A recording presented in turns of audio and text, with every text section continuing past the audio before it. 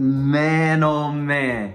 Let's talk about this Darren Rizzi era, because that's really what today is about, man. The New Orleans Saints lost 19-20 to the Commanders, man. But let's talk about how Rizzi has impacted the New Orleans Saints.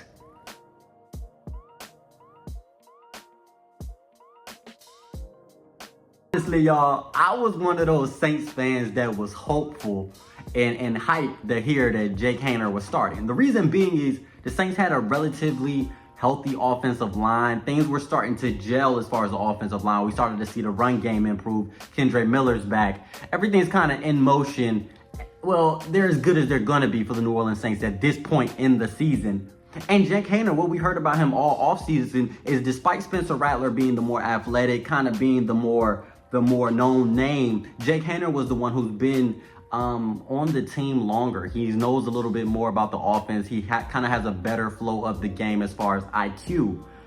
But man, oh man, that first half was not good, man. Jake Haener holding on to the ball too long. That's something that I was talking to a lot of Saints fans about in the first half. Like, he was just holding on to the ball too long, man. I was counting 3 seconds, so it had to be him holding the ball for 4 or 5 seconds in real game time, man. It was frustrating to see, man, and it kind of just showed me that he's not yet ready at the starting quarterback level, man. And I think that's what the Saints have to do. Once you lose a Hall of Famer like Drew Brees, Derek Carr's injured, but we know Derek Carr isn't necessarily the future.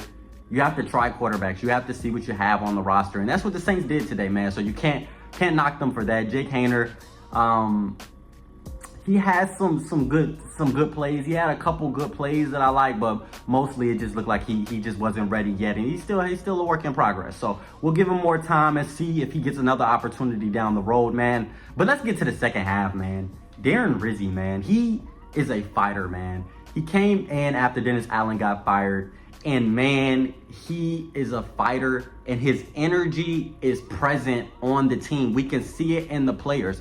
They were 5-8 going into the game. Now they're 5-9, and it's just, you could see their fight. You could see their passion. You can see him getting hype on the sidelines, yelling at referees, yelling at players. And we see over and over again how his passion radiates to the leaders on the team. Demario Davis, Cam Jordan, we saw him getting in there. He even got Chase Young involved. Chase Young has been looking good as of late, man. He's been having his motor on 100 as of late, man. And we just got to credit that to Darren Rizzi, man. And he's 3-2 as the head coach of the New Orleans Saints so far, man. But he was very close to being 4-1, man. He was very close because they switched out from Jake Haener and brought Spencer Rattler in, man. And Rattler is a baller, man. And I think if we give Rattler more time and we see his development in the offseason, Derek Carr may have some trouble on his hands, man. Because when Rattler's in the game, man, you feel hopeful. You feel like you can come back. Derek Carr, 14-point leads, sometimes 10-point leads feel insurmountable at times, man. And that's no knock to Derek Carr. But, man, Spencer Rattler, man, the ball just comes out with so much velocity, man. He's throwing deep, man. He's always looking to create a play, man. And even when he makes mistakes, man, you just see that dog in him, man. You see kind of like that Mamba mentality, that Kobe mentality, man. And that's how I feel when I watch Spencer Rattler, man. And he did his thing, man. He brought the Saints back down from, it was 7-14. Then Washington went up again, and it was 20-7, man. And he was able to close that gap. And the Saints ended up going for it for the second point, for the 2-point conversion.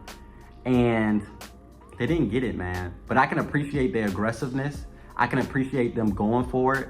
And I think it speaks volumes to who this Saints team used to be with Sean Payton. If you're going to bring back anything from the past, I think it's that aggressiveness that Sean Payton had, going for it for the 2-point conversion. Let's put this game out of his way, man. Let's get this game over with and send them home. And unfortunately, the Saints were unable to do that. But I guess a moral victory would be that this team is still fighting, man, which means that next season, man, they're going to be hungry, man. And honestly, man, if the Saints had won 1 or 2 more games this season, man, honestly, I think they would be in playoff contention, man, because Tampa, they have a game later on today. I think it's going on right now against the Chargers. Atlanta plays tomorrow, man. This is a winnable division, man. It was a winnable division. And I just think if Mickey Loomis, or let me say this, Gail Benson, had let go and made that decision to let Dennis Allen go a little bit earlier, if not before the season started, the Saints may be looking a lot different. They may be looking a lot different, man. But I will say this: Darren Rizzi, Spencer Rattler, Kendre Miller, Chase Young. Man, and honestly, I like Pettis too, the wide receiver. I know he's not one of the stars on the team. He's no Rashid Shaheed or Chris Olave, but I like what I see from him, man. Honestly, man, those few players that I named are players that gave me hope going into the game and keep me hyped, and I'm excited to watch what happens next week. I'm just excited to see how this team develops under Coach Rizzi, man. Honestly, I want the Saints to continue to do their coaching research as the offseason goes on and kind of bring in a lot of different candidates, man. But Darren Rizzi, he's starting to grow on me, man. The way that he commands the team, the way that he stands on the sidelines, the way that he ignites players, man. It's just something that I haven't felt in a long time since Sean Payton. And I'm not even talking about Sean Payton 2019, 2020. I'm talking about early Sean Payton, 2006, 7, 8. It just felt that energy, that spark, and that hunger. And man, that's something that we definitely need to see in Who Dat Nation, man. And I just kind of wanted to give my early thoughts and opinions on the game, man. Washington did get the win, but the New Orleans Saints showed some fight that I think will carry into next season, regardless of who the coach is. But I'll say Coach Rizzi has a big shot, man. But thank you guys for watching, man. Before I go, I just want to shout out my dad. Happy birthday, Dad, man. He's the reason I'm here. He's the reason I am the man I am today, man. And I just, aspire to be, just like him, man, and just continue to learn the things that he teaches me all the time, man. And that he's the reason that I am a Saints fan. He's the reason that I'm at the games all the time, man. My dad is an incredible man. He's a great leader, more than just a father. He's just a great person overall, man. And he makes an impact wherever he goes. And that is something that I like to carry wherever I go as well. My dad makes an impact everywhere, and I want to make an impact as well, even on this video right now. But thank you guys for watching. Happy birthday, Dad. And before I go, y'all know I got a Murr Speak segment for you all. So a song that I've been listening to a lot is Your Steps Are Ordered by gospel singer Fred Hammond. And it talks about how when you're following the will of God and you're called by God to do great things and you're staying in his will, your steps are ordered. So that verse and that song actually comes from Psalm 37:23. And in that psalm, it says, a person's steps are established by the Lord, and he takes pleasure in his ways. So you got to make sure you're doing the righteous way.